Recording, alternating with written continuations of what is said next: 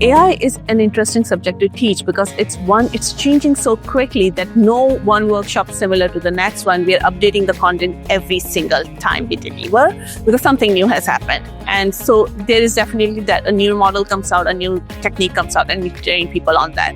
The second thing, it's very hands-on. It has to be hands-on. The idea is if you're an instructional designer or you are a leader of instructional designers, how can you teach your team or yourself to make best use of your time, be effective and efficient? So there's a lot of hands-on component to the course where people try various things. And we have people coming in from different industries, different roles. So we have a lot of good discussion around AI and ethics and use cases as well. Lots of use case discussion, lots of tools discussion, very vendor agnostic kind of what are the things that you have to look out for today and in future.